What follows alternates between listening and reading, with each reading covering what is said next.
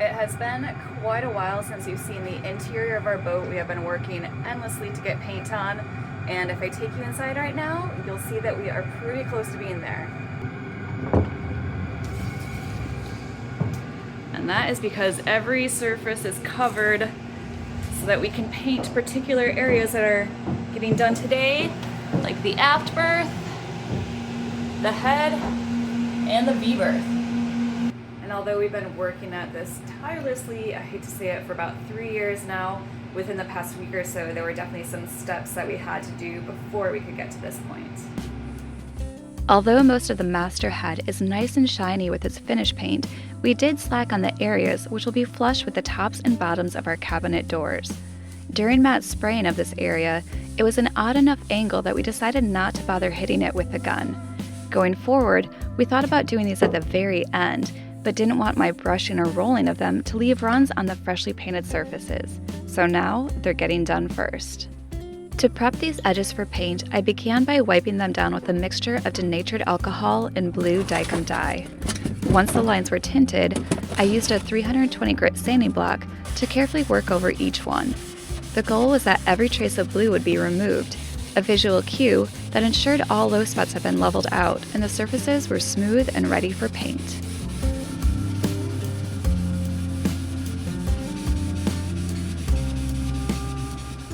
Meanwhile, other parts of the boat were finally ready for their last coat of primer.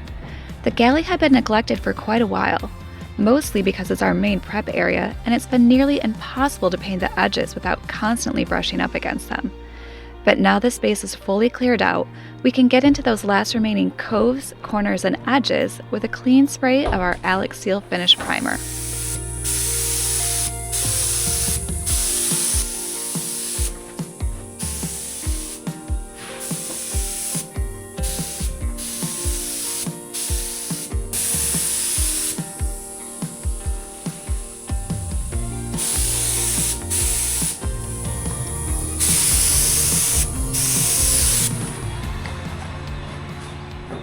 This is, I believe, the last priming that will come out of the gun.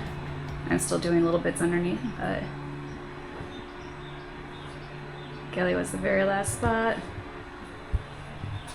So we have the floor coves on the beam finished, and then just all of the trim work at the entrance between the settee and the galley countertop.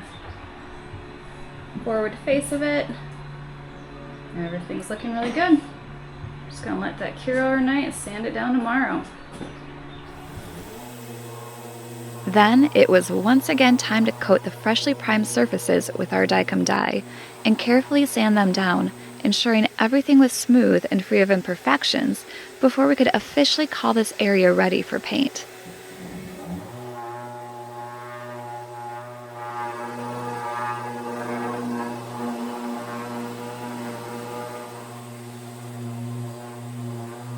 And while we're thrilled that these days of endless sanding are nearly behind us, it also means that we're entering a new phase, cleaning every last inch of the boat to chase out the layers of dust we've left behind. And now that we are officially at paint day, round 1, we've cleaned all of the surfaces. I'm going to go through and do one last vacuuming of the area, and then we're going to go and wipe them down.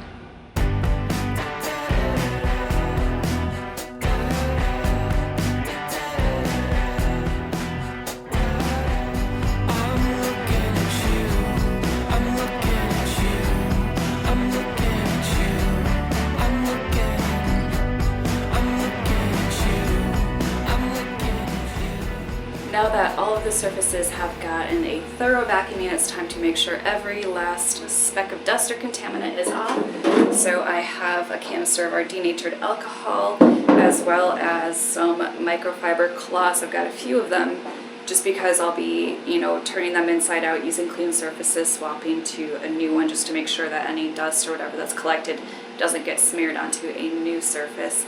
And if you look behind me, in the v-berth here, you'll see that part of this area is taped off. That is because we are doing this in sections. Today we are just doing the forward part of the v-berth. We're doing all of the guest head and all of the aft berth, but this here bulkhead 5, which is the aft wall of the v-berth, and then if we step outside here,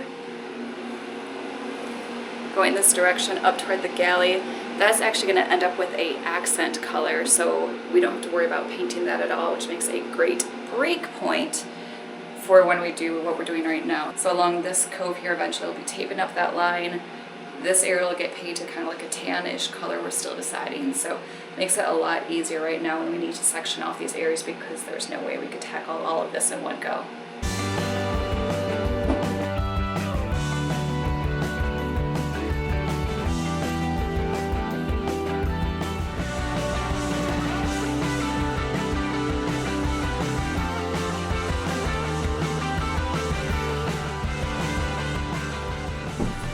The last little touches already, and that's bringing our tripod light down to the aft berth since we don't have an overhead light in there.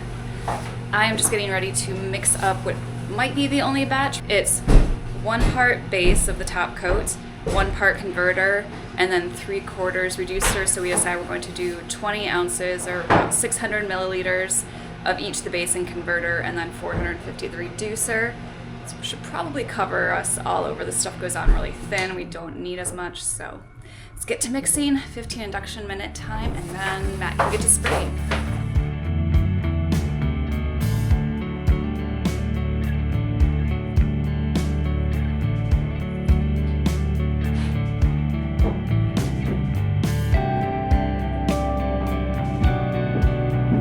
Sticking with our Alexseal products, the finish on the interior of our walls and furniture is going to be the Alexseal Premium Top Coat 501 in Cloud White. This is a 2-component polyurethane-based coating. It has a high gloss wet look, and the product's special characteristics ensure a reduction in cleaning and maintenance. Originally, we had only planned on using the high gloss in the heads and then adding a flattening agent for the remainder of the interior. But after thinking about how many surfaces get touched, we decided high gloss all around was the best approach.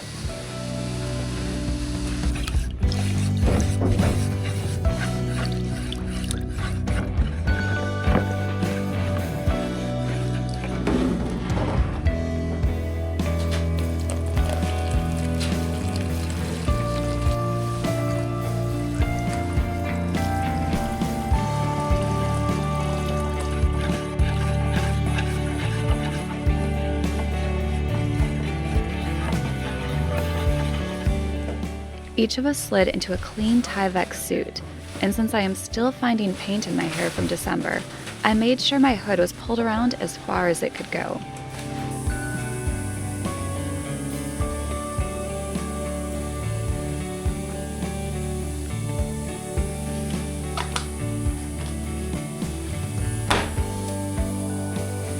After filtering the paint into our 14-ounce cup, Matt attached the spray gun and checked the pressure. With everything ready, we headed down to the v-berth, switching on the ventilation fan along the way.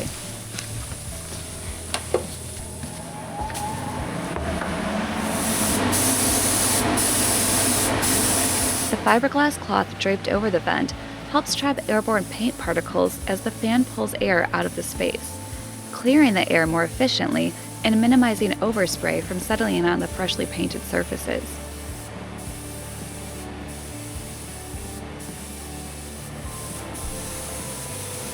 It was fascinating to watch the first coats being applied, although the transformation wasn't nearly as striking as when primer goes on. This paint had been thinned by nearly 35%, resulting in a much lighter and more translucent application. In the end, Matt sprayed on 4 coats to build up the color gradually, each one adding a little more depth and gloss until we finally had an even, uniform finish across the surface.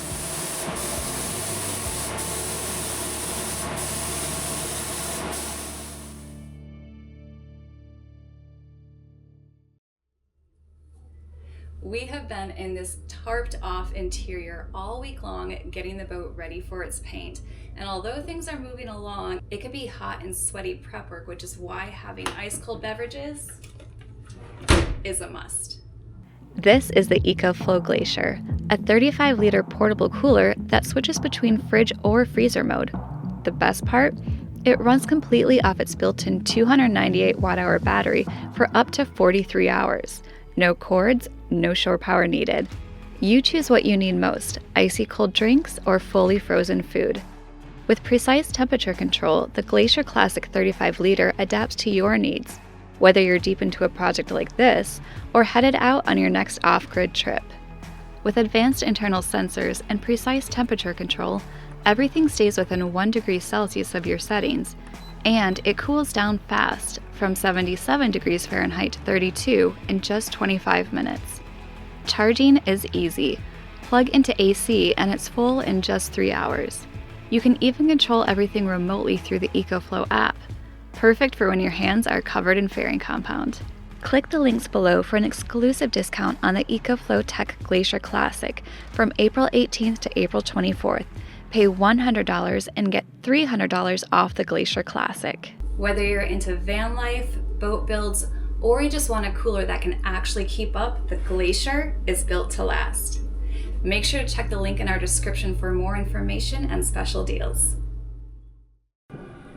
It has now been 48 hours since we last sprayed, and up in the bridge deck here you can see that nothing has changed because we still haven't touched this area, so all of the plastic is still here. But now we are going to be moving today down into parts of the owner's hull. So at the moment we have the outboard side exposed, and that's going to get vacuumed right now, wiped down, as well as our master berth back here. You can hear the diesel heater running. That eventually will get turned off as we're painting.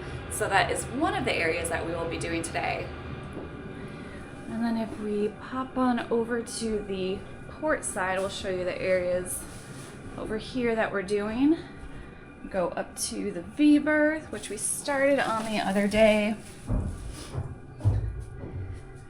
Now we have taken the tape off the forward and bottom sections here, I should say the aft. That will get painted today, as well as the molded areas of the shower. We decided to remove the gel coat there just because it wasn't matching the paint color, so now that is getting painted too.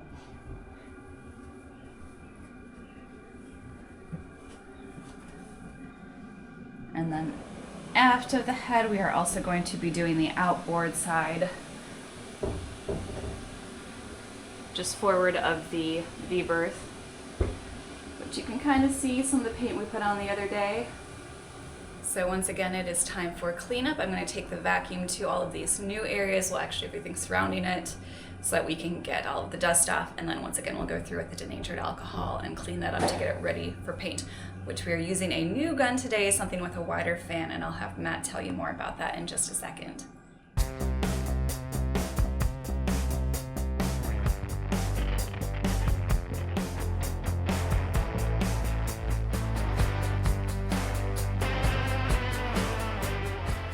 As I am up here in the v-berth vacuuming up the areas that are going to be painted today, I noticed two things that need to get taken care of before I can move forward. One is some tape residue left over from just this stuff here. Since this area is going to get painted, I mean, I know we're going through with denatured alcohol anyway, that's going to get a good cleaning. And you can see nothing's really been done to the underside of these steps that lead up into the v-berth, and that's because those are kind of hard to get to, so I will just go back later at another time and roll them. So I gotta do that, but the areas that are the edges of the cabinet doors that I've been working on, you can see the finished painted surface in here. I went through yesterday on this and I sanded off anything that had kind of accidentally brushed onto the top there. Completely forgot for this one, so not too bad on the top here, but you can see little bits of paint there that need to get sanded, as well as the bottom here. And that's not the only area I forgot. Walking aft here to the outboard area. So this cabinet here, which is going to be guest storage for the top 3 shelves, and our holding tank sits down there. I had painted these, the top and bottom, and yet again I forgot to sand off the little excess parts where paint has dripped down. So now that I've done all that vacuuming, I have to go through here, sand it, get it kind of dirty, blend that in, go back and vacuum it. But just as I did yesterday, I will wet sand the area to keep dust in the air to a minimum, or hopefully non-existent. So got to do that really quick, and then tape those up actually so that the overspray doesn't leave like a grainy feel on top of those. So a couple extra steps, but luckily we started early in the morning. We usually finish somewhat early in the afternoon, so not too big of a deal that I have these extra projects to take care of right now.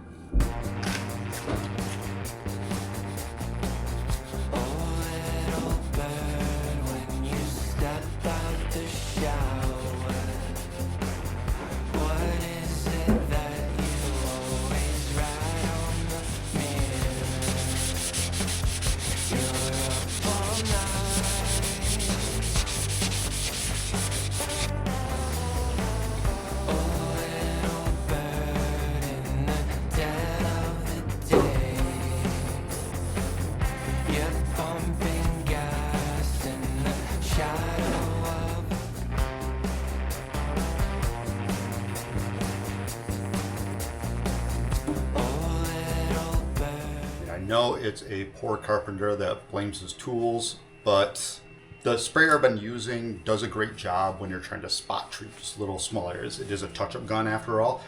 Issue I'm having with is the fan is very narrow and I have to overlap so far and there's so many strokes. A good painter I'm sure could probably keep up the pace and be able to do this for eternity and not have a problem. I'm running into that issue where I'm going back and forth, and after it takes so long I end up pulling further away or pushing in too soon, and I think that is part of the problem I'm having. So I'm switching over to one of the PPS guns. This is one of the 3M's professional one, or Precision I think they call it. Same thing as what we've been using. It's just, you can imagine, a little larger, but it does give a full fan height. So I think this does a 9-inch fan. I'm gonna back that down a little bit. We'll see how this goes, and hopefully this allows me to cover a bit quicker and I'm not wearing myself out and getting more consistent finish with this. This is, like everything, this is all an experiment for us, and we will see how this one works.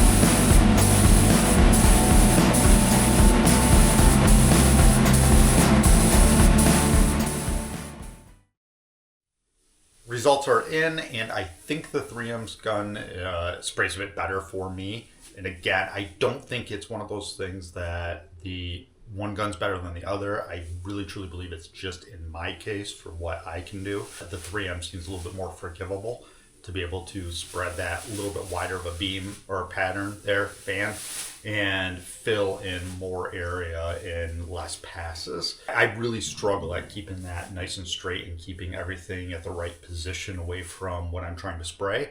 So spending so much effort and so much time trying to concentrate on that, the least amount of passes I need to take definitely does better for me. Over time, maybe I would get to the point that I can actually do that, but I've got zero rhythm and my hand-eye coordination kind of sucks. So those two things combined means that I am never going to be that great of a painter anyway.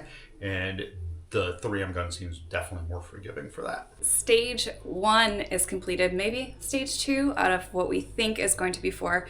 Still haven't touched the bridge deck yet, but I did happen to take out the thing so I could get a little bit of sun in here, which I absolutely love. But let's go check out a couple of the finished surfaces down in the guest hall. So crazy walking into the head here and just seeing a glossy white finish everywhere, like that sleek dagger board case. Can't wait till we can start cutting out those windows, getting natural light. And the unfortunate part about being out of the tent is now we don't have any light coming through there. And then going up into the v-berth. Inboard wall there is looking really nice. Still have some of these areas taped off. But just such a smooth, shiny finish. And Matt is doing work in our master berth right now. He has the light over there. Otherwise, I would show you the aft berth, so you'll have to wait till next week to see that. Let's go quick check out the hallway there on the owner's side. Starting with the outboard side here and my clothing cabinet, which looks so nice with that white paint against the white oak, the rip cut white oak trim. And the starboard daggerboard case just looking all nice and shiny. Leading up to the head, which we had painted back in December, kind of closed that off, but it's starting to match now. So we just need to get this outboard side, start working our way up into the bridge deck. So make sure to stay tuned for next week's episode. Hopefully we'll have something on the bridge deck painted, but more importantly, we've just received a special delivery from Hybrid Marine in the United Kingdom. So stay tuned for that as well.